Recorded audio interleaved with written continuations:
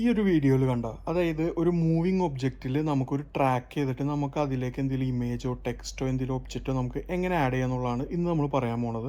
വളരെ സിമ്പിളാണ്. നമുക്കപ്പോൾ ആഫ്റ്റർ എഫക്റ്റിൽ അത് എങ്ങനെ ചെയ്തെടുക്കാമെന്ന് നോക്കാം. അപ്പോൾ നമുക്ക് നേരെ വീഡിയോയിലേക്ക് പോകാം.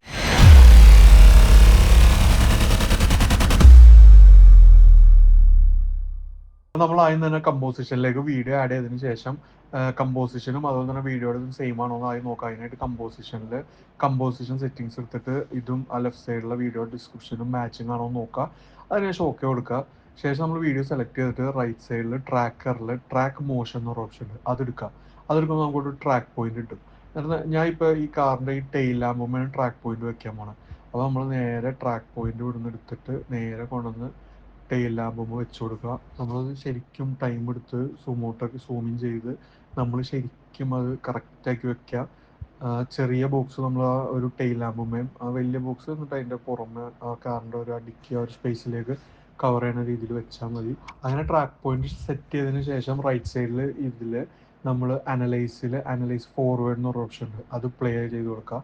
അപ്പോൾ നമ്മൾ ആ വീഡിയോ ഫുള്ളായിട്ട് എവിടെ വരെയാണോ അവിടെ വരെ അത് അനലൈസ് ചെയ്തിട്ട് നമ്മുടെ ട്രാക്കിംഗ് പോയിന്റ് കറക്റ്റ് നമ്മുടെ ആ ഒരു പൊസിഷനിൽ തന്നെ പ്ലേസ് ആക്കിയിട്ട് അനലൈസ് ചെയ്ത് സെറ്റാക്കും. അതിനുശേഷം നമ്മൾ നേരെ ഒരു നള്ള് ക്രിയേറ്റ് ചെയ്യാനായിട്ട് ടൈം ലൈനിൽ റൈറ്റ് ക്ലിക്ക് ആക്കി കഴിഞ്ഞാൽ ന്യൂ എന്ന് പറഞ്ഞ ഓപ്ഷൻ വരും. ആ ന്യൂവിൽ നള്ള് ക്രിയേറ്റ് ചെയ്തതിന് ശേഷം റൈറ്റ് സൈഡിൽ വീണ്ടും ഒരു എഡിറ്റ് ടാർഗറ്റ് എടുത്തിട്ട് ലെയർ നള്ളല്ലേ എന്നുള്ളത് നോക്കുക. എന്നിട്ട് അപ്ലൈ കൊടുക്കുക. അപ്ലൈ എക്സ് ആൻഡ് വൈ ആണ്, അത് അപ്ലൈ കൊടുത്തു കഴിയുമ്പോൾ ആ ഒരു നള്ള് നമ്മുടെ ആ ഒരു ട്രാക്കിങ്ങിലേക്ക് അപ്ലൈ ആയി കിട്ടും.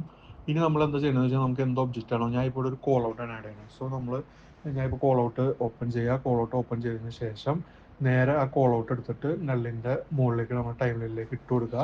അങ്ങനെ കോൾ ഔട്ട് നമ്മൾ ടൈം ലൈനിലേക്ക് ഇട്ടിട്ട് അതൊന്ന് സ്കെയിൽ ചെയ്ത് നമുക്ക് എന്തോരം സൈസ് ആണോ വേണ്ടത് അതൊക്കെ സെറ്റ് ചെയ്ത് എന്നിട്ട് നമുക്ക് എവിടെയാണോ നള്ള് വെക്കേണ്ടത്, മീൻസ് ആ കോൾ ഔട്ട് വെക്കേണ്ടത് അവിടെ നമ്മളത് പ്ലേസ് ചെയ്ത് കൊടുക്കുക. ഞാൻ ഈ ഒരു പൊസിഷനിൽ പ്ലേസ് ചെയ്തിട്ട് അത് സ്കെയിൽ ചെയ്ത് കറക്റ്റ് അതിന് ആപ്റ്റായ രീതിയിൽ ഞാൻ സെറ്റ് ചെയ്തു. അങ്ങനെ നമ്മുടെ കോൾ ഔട്ട് സ്കെയിലൊക്കെ ചെയ്ത് സെറ്റ് ചെയ്തതിന് ശേഷം ഇവിടെ ലെഫ്റ്റ് സൈഡിൽ ടൈം ലൈനിൽ പാരന്റ് ലിങ്ക് എന്നൊരു ഓപ്ഷൻ ഉണ്ട്, അതെടുത്തിട്ട് കോൾ ഔട്ടിൻ്റെ അത് നെള്ളാക്കി കൊടുക്കുക.